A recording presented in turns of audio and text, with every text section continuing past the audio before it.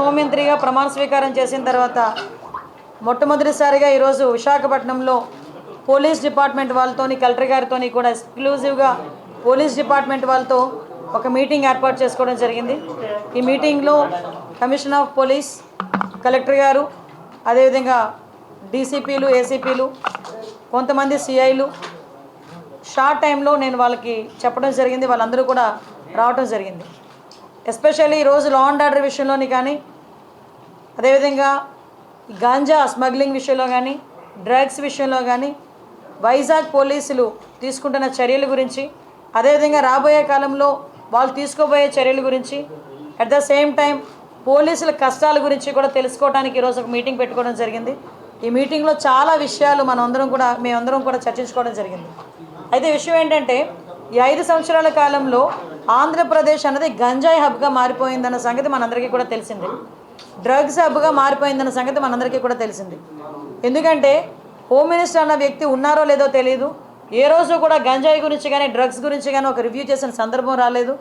ఏ రోజు home minister పక్కన పెడితే కనీసం ముఖ్యమంత్రి కూడా ఏ రోజు కూడా ఇంత రేంజ్లో క్రైమ్ రేట్ పెరిగిపోతున్నా, గంజాయి స్మగ్లింగ్లు, అదేవిధంగా డ్రగ్స్ సరఫరా విపరీతంగా పెరిగిపోతున్నా జగన్మోహన్ రెడ్డి కూడా ఏ రోజు కూడా దీని మీద ఒక చర్యలు తీసుకున్న సందర్భం కూడా మనకు కనిపించలేదు. అయితే ఈరోజు ఒక రెస్పాన్సిబుల్ చీఫ్ మినిస్టర్గా చంద్రబాబు నాయుడు గారు కానీ, మంత్రులుగా ఉన్న మేం కానీ, ఎమ్మెల్యేస్గా ఉన్న మిగతా ఎమ్మెల్యేస్ కానీ ఈరోజు పర్టికులర్గా ముఖ్యంగా విశాఖపట్నం లాంటి ఒక బ్యూటిఫుల్ సిటీలో ఈ గంజాయి అన్న దాని మీద ఉక్కుపాదం మోపాలి అన్న కాన్సెప్ట్ మీద ఈరోజు మేము చర్యలు తీసుకోవడానికి సిద్ధపడ్డాం. ఎందుకు ఇది ఇమీడియట్గా మీరు ఎందుకు టేకప్ చేశారు మేడం గారు అని మీరు అనుకోవచ్చు. ఎందుకంటే నిన్న నేను కొంతమంది మా ఎమ్మెల్యేస్ అందరి ఇంట్లోకి వెళ్తూ ఉంటే జనరల్ పబ్లిక్ నా దగ్గరికి వచ్చి మాట్లాడారు. మేడం గంజాని అరగట్టండి, చాలా ఇబ్బందులు పడుతున్నాం. టీచర్స్ నాకు ఫోన్లు చేశారు. గవర్నమెంట్ స్కూల్స్ దగ్గర 5th క్లాస్ 6th క్లాస్ చదువుతున్న పిల్లలు కూడా గంజాయి తీసుకుంటున్నారు. అంటే గంజాయి అంత విచ్చలవిడైపోయింది, విపరీతంగా వైజాగ్లో దొరుకుతోంది. ఒక ఎమ్మెల్యే స్థాయిలో ఉన్న ఒక వ్యక్తి ఏమని చెప్పాడంటే, గంజా వైజాగ్లో ఈవినింగ్ పూట ఆఫ్టర్ 8 కొన్ని ప్లేసెస్కి వెళ్ళడానికి మేము భయపడుతున్నాం. కొన్ని ప్లేసెస్లో ఎస్పెషల్లీ గంజాయి బ్యాచ్ ఉంటున్నారు, వాళ్ళు మా మీద తిరగబడుతున్నారు, కొడుతున్నారు, చంపుకోవడానికి కూడా సిద్ధపడుతున్నారు. ఎంత మేరకు క్రైమ్ రేట్ పెరిగిపోయిందంటే, ఎంతో ప్రశాంతమైన విశాఖపట్నంలో హత్యలు వింటున్నాం, నడి రోడ్డు మీద నరుక్కోవడం విన్నాం. సో ఇటువంటి సిచ్యువేషన్ అన్నిటిని అరికట్టాలంటే మూలాలని మనం వెతుక్కోవాలి. మూలాలైన ఈ గంజాయిని, అదేవిధంగా డ్రగ్స్ని కంట్రోల్ చేసే పరిస్థితి మనకి రావాలి.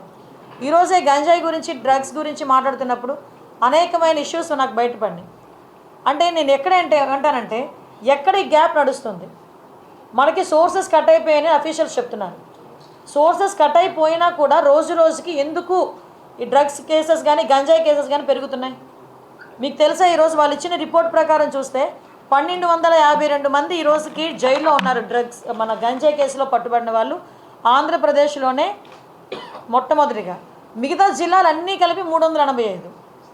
అంటే వైజాగ్లో గంజాయి సరఫరా ఎంత దారుణంగా జరుగుతుందో మీరు అందరూ అబ్జర్వ్ చేసుకోవచ్చు. ఇది నేను డిపార్ట్మెంట్ వాళ్ళు ఇచ్చిన నోట్. ఇది నాకు నిజంగా ఆశ్చర్యం అనిపించింది నోట్ చూస్తే. 1230 మంది ఆల్రెడీ జైల్లో ఉన్నారు.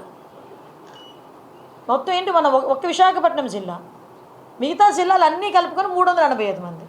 ఇది రిపోర్ట్ పోలీస్ డిపార్ట్మెంట్ వాళ్ళు ఇచ్చింది. అంటే ఎంత మేరకు మనకి ఇక్కడ గంజాయి అన్నది సరఫరా అవుతుందో తెలుసు. మనం ఎంత దారుణమైన సిచ్యువేషన్ అంటే, అరే గంజాయి ఈరోజు వరకు నిర్మూలన చేయడానికి 5 సంవత్సరాల కాలంలో కనీసం ఒక రివ్యూ కూడా పెట్టలేదంటేనే విచ్చలవిడితనం ఎక్కడ పెరిగిందో మనకు అర్థమవుతుంది.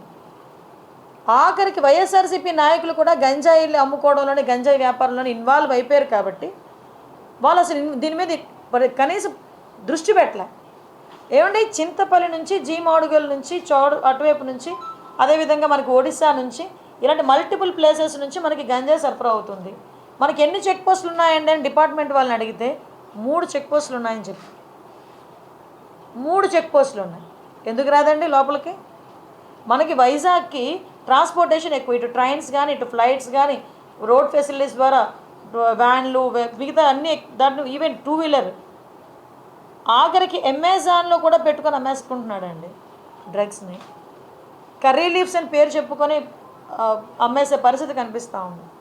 నిజంగా ఇది మనం చాలా సీరియస్గా తీసుకోవాల్సిన ఇష్యూ. అంటే అంత క్రిటికల్ సిచ్యువేషన్లో ఈరోజు వైజాగ్ పరిస్థితి ఉంది. నేను ఎందుకు దీని మీద ఇంకా ఛార్జ్ తీసుకోకుండానే నేను రివ్యూ పెట్టానంటేనే ఒకసారి దీని సీరియస్నెస్ ఏంటన్నది ఆలోచించండి. నేను ఇంకోటి కూడా చెప్పాను, టాస్క్ ఫోర్స్ ఏర్పాటు చేయండి. ఈ రోజు నుంచే టుడే ఆన్వర్డ్స్ ఆఫ్టర్ 8:39 గుంపులుగా పిల్లలు ఎవరైనా ఉన్నా, గంజాయిలు తీసుకుంటున్నట్టుగా రోడ్డు పక్కన ఉన్నా, చీకట్లో ఉన్నా, మీకు నచ్చిన పని చేయండి అని పోలీసుల వాళ్ళకి నేను క్లియర్ ఇన్స్ట్రక్షన్ ఇచ్చాను. అట్ ద సేమ్ టైం ఈరోజు కొంచెం మరీ ఇంకోటి విషయం ఏంటంటే, స్మెల్ డిటెక్ట్ చేయాలి. వీళ్ళు డిటెక్ట్ చేయాలి ఈ గంజా ఎక్కడ ఉంది ట్రాన్స్పోర్టేషన్ టైంలో. స్మెల్ డిటెక్ట్ చేయడానికి రెండు ఉన్నాయి డాగ్ స్క్వాడ్. 2 అసలు నిజంగా ఈ రాష్ట్రాన్ని ఏమి చేసేద్దాం అనుకున్నారు ఈ 5 సంవత్సరాలు? నాకు అర్థం కాల. 2 డాగ్సా? కనీసం వాళ్ళకి ఇంకొకటి ఏంటంటే పోలీసులు చెప్తా